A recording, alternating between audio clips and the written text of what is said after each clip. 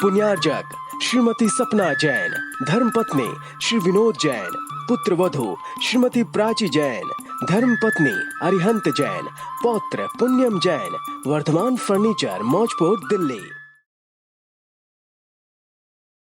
उपस्थित सच श्रद्धालु, देवशास्त्र गुरु के प्रति श्रद्धावंत, स्वाध्याय करने के लिए लालायित आप सभी धर्मानुरागी महानुभाव, प्रतिदिन की भांति आज भी हम लोग स्वाध्याय के क्रमांक में विद्यावसु श्रावकाचार ग्रंथ को यहाँ पर अध्ययन कर रहे हैं, उसे पढ़ रहे हैं, स्वाध्याय कर रहे हैं। उसी ग्रंथ में आज हम लोग मिथ्यात्व के दो भेदों का और वर्णन सीखेंगे, संशय और विनय। कल हम लोगों ने एकांत और विपरीत मिथ्यात्व को समझा था। आज संशय मिथ्यात्व और विनय मिथ्यात्व को यहाँ पर समझेंगे गाथा क्रमांक 18 और 19 के माध्यम से। तो सबसे पहले 18 नंबर की गाथा का उच्चारण करते हैं और फिर उसके बाद उसके अर्थ को समझेंगे। देवादीन स्वरूपे स्वरूपे जीवादि पदत्ताणं च ताणेरिसो सहावो वा अन्नम संशयम जाणः। बहुत सरल सहज परिभाषाओं के माध्यम से और सरल स्वरूप से आचार्य श्री ने उपकार करते हुए संशय मिथ्यात्व से बचने के लिए उपाय बताया है। क्या उपाय बताया है? बोले क्या परिभाषा है? देवादीन स्वरूपे, देव आदि, इन देव आदि के स्वरूपे यानी स्वरूप में, उनका जैसा स्वरूप है उस स्वरूप को जानकर, और स्वरूपे जीवादि, जीव आदि स्वरूप का, किसका? और पदार्थाणाम च, और पदार्थों के, ये जीव आदि जो पदार्थ हैं इनके स्वरूप में। दो बातों को यहाँ पर कहा, देवादीनम स्वरूपे और जीवादि पदार्थाणाम च स्वरूपे। जो देवादियों का, देवादि यानी जिनेंद्र प्रभु, शास्त्र, गुरु आदि सभी इसमें समाहित कर लेंगे, इन सब का स्वरूप, और जीव आदि पदार्थों का स्वरूप। जो जीव आदि 9 पदार्थ हैं उनके स्वरूप का बारे में यहाँ पर कहा। यदि इनके स्वरूप को जैसे हैं, ताणेरिसो जैसे हैं, स्वभावो उनका जैसा स्वभाव है, अन्नम व उनको अन्य मानना, संशय जाना, संशय मिथ्यात्व जानना चाहिए, और इसको मानने वाला संशय मिथ्या दृष्टि हो गया। यहाँ पर आचार्य श्री ने कहा कि जो देव आदि का स्वरूप हमने सुना, अच्छा कैसे होते हैं वो जिनेंद्र देव? बोले जो समूह शरण में लगते हैं, जो समूह शरण में विराजमान होते हैं। समूह शरण कैसा होता है? बोले आदिनाथ भगवान का समूह शरण 12 योजन का था, जो 12 अगर गुणा करें तो लगभग 144 किलोमीटर का हो गया। बोले ऐसा भी कहीं होता है क्या? इतना बड़ा समोषण 144 किलोमीटर लगभग? नहीं, हम तो सच नहीं समझ रहे, पर कहाँ है? हो भी सकता है, नहीं भी हो सकता है, इस प्रकार का संशय करना। बोले आदिनाथ भगवान की हाइट कितनी थी? बोले 500 धनुष। बोले 500 धनुष, ये तो किलोमीटर में हो गई। बोले तो क्या हुआ? बोले हमें तो नहीं लगता ये सब काल्पनिक होगा, ये किसी ने कह दिया, अपनी मनगढ़ंत बातें होंगी। ऐसा संशय करने वाला व्यक्ति कभी भी सम्यक को हासिल नहीं कर सकता। कोई कहता है क्या जीव आदि पदार्थों के स्वरूप को, यह जीव आदि क्या है? बोले इनका शुद्धिकरण करो, त्याग करो, तपस्या करो, अपने जीवन में संवर करो, आश्रव को रोको, बंध से बचो, और इनकी निर्जरा करो, और कर्मों की निर्जरा कर लेने से मोक्ष हासिल हो जाता है। जो इस भव में दुख करता है, जो इस भव में पाप करता है, वो आने वाले भवों में दुख प्राप्त करता है। बोले किसने देखा? हमने तो नहीं देखा। तुमने देखा क्या? हमने तो आज देखा है, हम तो आज के अनुसार चलेंगे। वाणी पर, उन पर संशय करता है। किसने कहा? बोले भगवान ने कहा। हमने तो भगवान को ही नहीं देखा, तो भगवान की वाणी को कैसे माने? तो संशय कर सकता है। ये संशय करना ही मिथ्यात्व को अपने पास बुलाना है। जो व्यक्ति जिनेंद्र प्रभु की बात पर, जिनेंद्र प्रभु पर, उनकी वाणी पर, उनके स्वरूप पर या उनके बताए हुए मार्ग पर, धर्म पर, उनके मार्ग पर चलने वाले गुरुओं पर संशय करता है, वह कभी भी सम्यक को प्राप्त नहीं कर सकता। और तो और जो सम्यक दृष्टि यदि संशय करने लग जाए तो वह अपने सम्यक को दूषित करता हुआ और इतना दूषित कर लेता है कि उसका सम्यक्त्व ही खंडित हो जाता है और वह मिथ्यात्व की ओर प्रेरित और अग्रसर हो जाता है। आपके लिए हम इतना ही कहना चाहते हैं कि कभी भी संशय नहीं करो। क्यों? जब हम लोग केवल ज्ञानी होंगे तब हम उसके स्वरूप को स्पष्ट समझ जाएंगे। अभी हम लोग छद्मस्त हैं, हम लोग अभी अपने ज्ञान में पूर्णता से प्राप्त नहीं कर पाए, जिस कारण से हम अभी केवल ज्ञानी नहीं हैं, मन परिज्ञानी भी नहीं हैं, और तो और जो सामान्य से नारकी और देव अवधि ज्ञानी होते हैं, हम तो अवधि ज्ञान के धारी भी नहीं हैं। इसलिए हम किस अपेक्षा से अपनी बुद्धि लगाएं, किससे हम अपनी बुद्धि का प्रयोग करके केवल ज्ञानी की बात पर संशय करें? यह तो बहुत बड़ा दोष हो गया। इसलिए कभी भी संशय नहीं करना, जैसा कहा उस बात को शिरोधार्य करना, अपने हृदय में संभालना, तब जाकर आपका वह संशय मिथ्यात्व खंडित होगा। और आपको बताएं, आप लोगों ने रेवती रानी के बारे में सुना होगा। रत्नकण श्रावकाचार्य में उसकी कथा का विस्तार से वर्णन भी है। महानुभाव, रेवती रानी अपने पति राजा वरुण के साथ अपनी सभा में थी और उनकी परीक्षा करने के लिए एक क्षुल्लक जी वहां पर पहुंचे और उन क्षुल्लक जी ने पहले पूर्व दिशा में ब्रह्मा का स्वरूप बनाया, तो सब लोग दर्शन करने गए। रेवती रानी के पति राजा वरुण ने भी कहा, चलो तुम भी चलो, लेकिन रेवती रानी ने मना कर दिया। ऐसा हो ही नहीं सकता, ब्रह्मा तो केवल एक ही थे, वह थे आदि ब्रह्मा, आदिनाथ भगवान, और वे तो हो चुके, फिर ये वाला तो कोई ढोंगी होगा, इसलिए वह नहीं गई।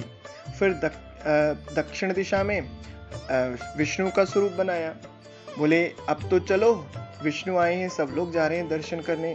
बोले विष्णु यानी नारायण, और नारायण 9 ही होते हैं, वह तो सब हो चुके, इसलिए यह भी कोई ढोंगी होगा, कोई मायाचारी मायाविद अपनी विद्या से हम लोगों को फंसाना चाहता है। वह दर्शन करने नहीं गई। फिर वह क्षुल्लक जी ने दोबारा से परीक्षा करने के लिए उसकी पश्चिम दिशा में महेश के साथ बाद महेश का रूप बनाया, रुद्र का रूप बनाया, और वह बोले अब तो चलो, देखो उसके पास सब कुछ है, नंदी है, कितने सारे परिवार हैं, पूरा वैभव है, वह तो बिल्कुल साक्षात ही महेश है, रुद्र हैं। बोले राजन, रुद्र 11 होते हैं और वे भी हो चुके, ये भी कोई ढोंगी होगा। तब परीक्षा करने के लिए अब की बार उस क्षुल्लक जी ने उत्तर दिशा में महावीर भगवान को समोषण सहित दिखा दिया। और अब तो राजा वरुण ने कहा, देखो देवी, अब तो तुम्हारे कुल के ही भगवान महावीर स्वामी यहाँ पर आ चुके हैं, उनका समोषण आया है, अब तो चलो। लेकिन रानी ने कहा, कदापि भी नहीं, भगवान महावीर स्वामी तो मोक्ष जा चुके और 25वां तीर्थंकर कोई होता नहीं, इसलिए मैं यहाँ पर इसको स्वीकार नहीं कर सकती।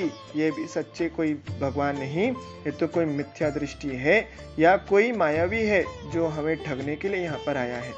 फिर वह क्षुल्लक जी असली रूप में आकर उस रेवती रानी की प्रशंसा करते हैं, पूजा करते हैं, उनका सम्मान करवाते हैं, क्योंकि वह सच्ची सम्यक दृष्टि थी और भट्टारक स्वामी जी ने उनके लिए आशीर्वाद भेजा था, उस आशीर्वाद को उनको देते हैं। महानुभाव, यदि रेवती रानी संशय करती और वह सोचती कि चलो हो सकता है आ गए हो, तो उनका सम्यक तो दूषित हो जाता, वह अपने सम्यक को खंडित कर बैठती और मिथ्यात्व में प्रेरित हो जाती। इसलिए महानुभाव, कभी भी अपने धर्म पर, अपने भगवान पर, अपने गुरु पर संशय नहीं करना चाहिए। जो संशय करता है वह फिर किसी भी प्रकार से सम्यक को हासिल नहीं कर पाता।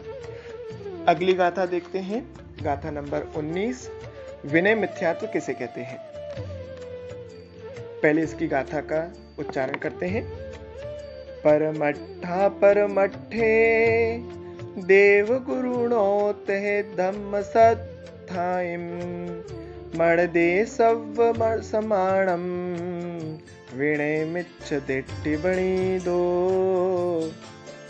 परमट्ठा परमट्ठे यानी परमार्थ और अपरमार्थ, उसमें देव गुरुणों यानी देव और गुरु में, तह यानी तथा, धम्म सत्ताइम धर्म और शास्त्र में, सव्व समाणम सबको समान मणदे मानता है। कैसा मानता है? सबको समान मानता है। विनय मिथ्या दृष्टि, उसे विनय मिथ्या दृष्टि भणिदो कहा गया है। जिनेंद्र प्रभु द्वारा वह विनय मिथ्या दृष्टि कहलाता है। महानुभाव, परमार्थ और अपरमार्थ ये दोनों कभी एक राह पे मिल नहीं सकते। जैसे सूरज पूरब से निकलता है और पश्चिम में डूबता है, लेकिन कभी भी किसी भी प्रकार से वह किसी भी काल में पश्चिम से निकलकर पूरब में नहीं डूब सकता। ये यहाँ पर परमार्थ और परमार्थ को एक मान लेना, कल्याण और अकल्याण के मार्ग को एक मान लेना, मिथ्यात्व और सम्यक्त को एक मान लेना, कुगुरु कुदेव को एक मान लेना, देव गुरु धर्म और शास्त्र का जो सच्चा स्वरूप है उसमें विपरीत स्वरूप वालों को एक मान लेना। अरे भैया क्या फर्क पड़ता है तो सब भगवान ही, वह उनके भगवान है, ये हमारे भगवान है, भगवान तो भगवान होते हैं। सबको एक मान लेना, सब एक जैसे हैं। उनके भगवान को पूजा और अपने भगवान को पूजा, एक ही तो बात है।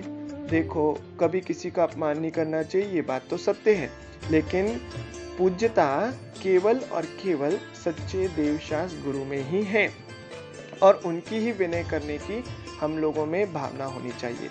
बाकी अविनय या अपमान, अनादर कभी किसी का नहीं करना चाहिए। कैसे हो सकता है कि हाँ, एक तरफ वीतरागी प्रभु जो 18 प्रकार के जन्म मरण आदि दोषों से रहे थे, जिन्होंने अपना गृह त्याग किया, सुख संपत्ति जिन्होंने भोगो भोग को त्याग कर दिया, और दूसरी तरफ वह विरागी, वो वित्तरागी जो सरागी हैं, वे कैसे हो सकते हैं जिन्होंने अपने अस्त्र शस्त्रों को साथ में ले रखा है, परिवार के साथ बैठे हैं, जिनके मन में राग और द्वेष पनप रहा है, वह वीतरागी भगवान के बराबर कैसे हो सकते हैं? कल्पना भी नहीं करना चाहिए। ये विनय मिथ्यात्व का कारण है। महानुभाव, जिस प्रकार से पिता पिता होते हैं, माता माता होती हैं और अपने पिता पिता होते हैं, तो सामने वाले के मित्र के पिता भी पिता थोड़ी ना कहलाएंगे। ये तो अपने ही माता पे लांछन लगाने के समान होगा। जैसे अपने पिता पिता होते हैं और दूसरों के पिता अंकल होते हैं, ताऊ हो सकते हैं, दादा हो सकते हैं, चाचा हो सकते हैं, मामा फूफा हो सकते हैं, लेकिन पिता दुनिया में एक ही होते हैं। ऐसे ही संसार में कोई जिस भी अपने सच्चे देवशास्त्र गुरु के स्वरूप को समझता है, उसके लिए केवल एक ही धर्म अंगीकार करना बताया गया है। पत्नी और माँ में अंतर होता है। जैसे वो दोनों कभी एक नहीं हो सकते, दोनों स्त्री होते हुए भी दोनों के प्रति अपने दायित्व और कर्तव्य अलग अलग होते हैं, दोनों के प्रति भावनाएं अलग अलग होती हैं। ऐसे ही भगवान नाम से होना केवल जाने जाने से काम नहीं बनेगा।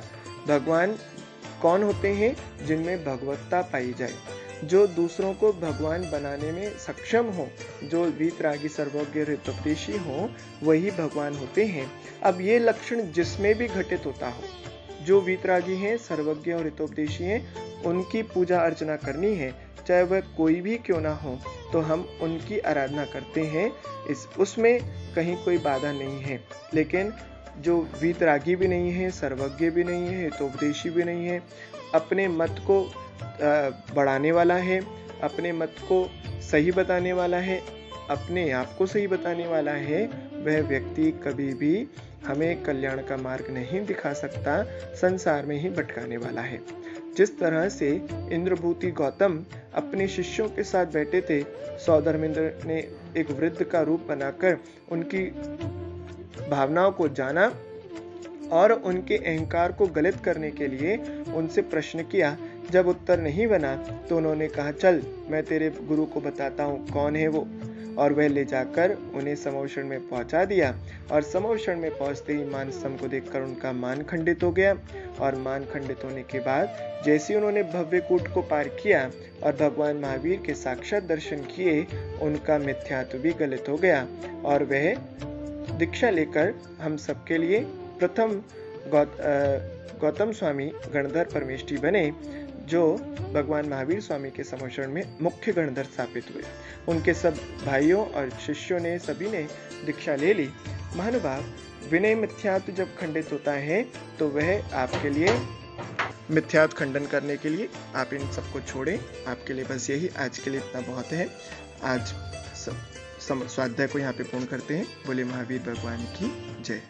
पुण्यार्जक श्रीमती सपना जैन, धर्मपत्नी श्री विनोद जैन, पुत्र वधू श्रीमती प्राची जैन, धर्मपत्नी अरिहंत जैन, पौत्र पुण्यम जैन, वर्धमान फर्नीचर, मौजपुर, दिल्ली।